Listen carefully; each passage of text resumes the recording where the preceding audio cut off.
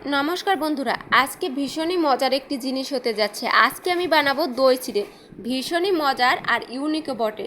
দই চিড়া খেতে কে কে পছন্দ করো অবশ্যই আমাকে কমেন্টসে জানাতে একেবারে ভুলো না।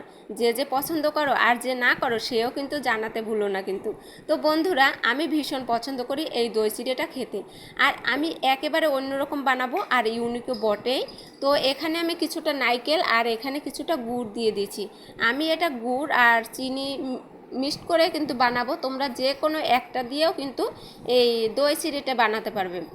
তো এভাবে আমি করে নিয়েছি। তো এই তো আমি দেখতেই পাচ্ছ গুড়টা গলতে শুরু করছে, তখনই এটাকে আমি চিনি দিয়ে দিয়েছি। তারপরে কিন্তু এভাবে ভালো করে আমি গলিয়ে নিয়েছি। যখন গলানো হয়ে গেছে তখন এই চিড়াটা দিয়ে দিলাম। এখানে আমি যেটা করলাম, এখানে আমি লাল চিড়াটা ব্যবহার করলাম, খুব ভালো করে ধুয়ে মুছে ব্যবহার করেছি।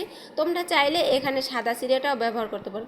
যখন চিড়াটা লাড্ডুর মতো হয়ে গেছে, মানে মাখো মাখো হয়ে গেছে, তখন একটা বাটিতে আমি ঢেলে রেখে দিলাম, মানে ঢেলে এভাবে সুন্দর ঠেসে ঠেসে ভরে দিলাম। মাঝখান দিয়ে আমি দই দেবো, উপর থেকে যে বাকি চিড়াটা আছে সেটাও দিয়ে দেবো। তো বন্ধুরা, দেখতে দেখতে বলে ফেলো আমার এই দই চিড়ার রেসিপিটা তোমাদের কেমন লেগেছে। যদি ভালো লেগে থাকে প্লিজ একবার হলো বানিয়ে তো খাবেই, আর বেশি ভালো লাগলে লাইক কমেন্ট শেয়ার করে দেবে। তোমরা অবশ্যই জানো তোমাদের একটা শেয়ার আমার কাছে কতটা ইম্পর্টেন্ট।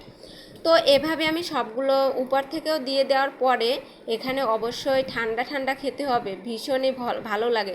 বাচ্চা থেকে বড় সবাই পছন্দ করে খাবে, এটা একেবারে গ্যারান্টি।